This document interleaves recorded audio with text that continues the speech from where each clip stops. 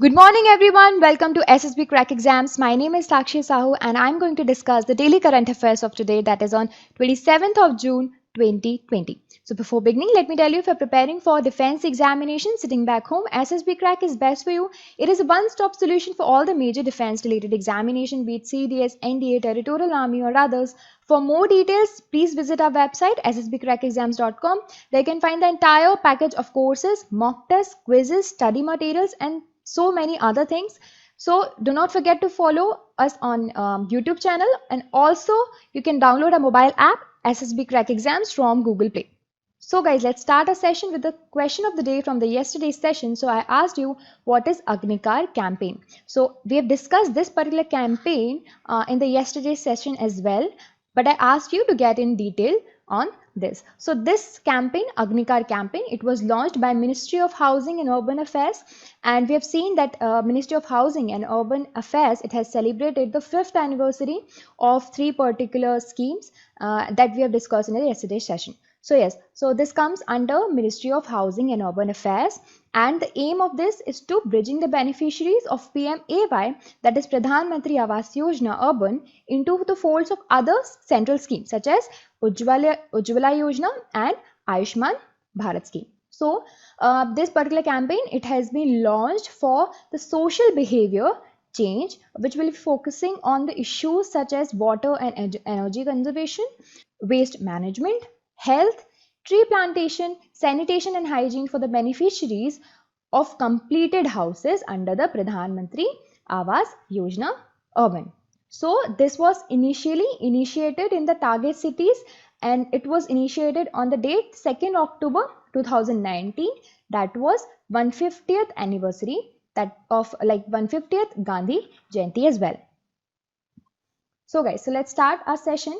And the first news that we have today is the battery swapping facility quick interchange service. This was inaugurated in Chandigarh. So what is this? So the Indian Oil, it has signed a non-binding agreement, like non-binding corporation document with Sun Mobility, and it is to explore the setting up of energy infrastructure for the electric vehicles.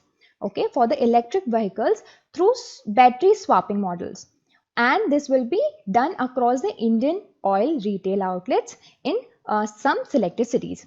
So this will be a pilot project, which means an Indian Oil will offer smart mobility proprietary solution. So, and this will be done to support and service vehicles comprising of e-rickshaws, e-carts, e-bikes and e-auto rickshaws. Okay, so under this, up to 20 to 25 quick interchange stations in the selected cities across the India.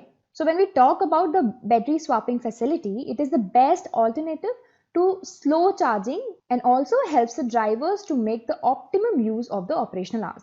So the battery swapping model, it was targeted at the commercial segments, okay, such as like electric autos, rickshaws, and electric two-wheelers also, and the electric vehicles, which is either factory fitted or retrofitted, but now they are like going with the proper e-vehicles as well. So guys, next we have a very important news that now the citizens with mild or medium color blindness, they can also obtain for driving license. Yes, so a notification, it was issued under the Ministry of Road Transport and Highways, and they said that and they made amendment to the Form 1 and Form 1A with the Central Motor Vehicle Rules 1989, and they've allowed the mild or medium color blindness people also for the driving licenses. Now the restriction are only on the severe color blind citizens for the drivings. So this particular decision has been taken with the lines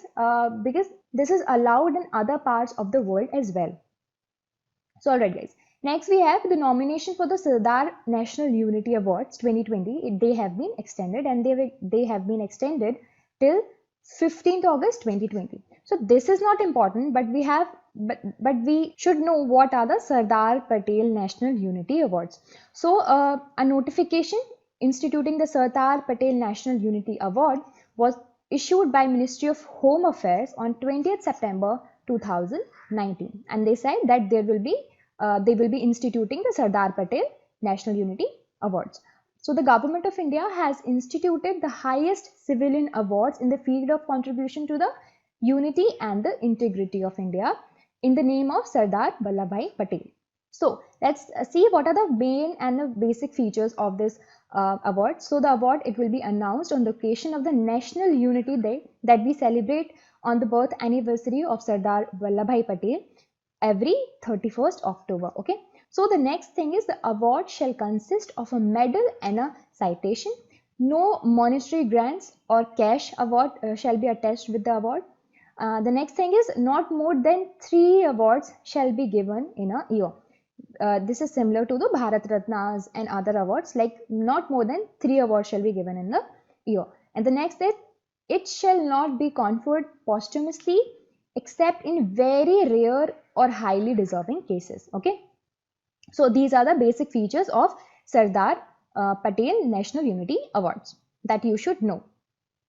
Okay, moving ahead, Australia and New Zealand, they will be jointly hosting the FIFA Women's World Cup 2023. Okay, so this was the announcement which was made by the Federation of International Football Association, which decides all these things. And the most important thing is that it will be the first Women World Cup edition to feature 32 teams. Okay, so I hope you got it that 2023 will be hosted by Australia and New Zealand.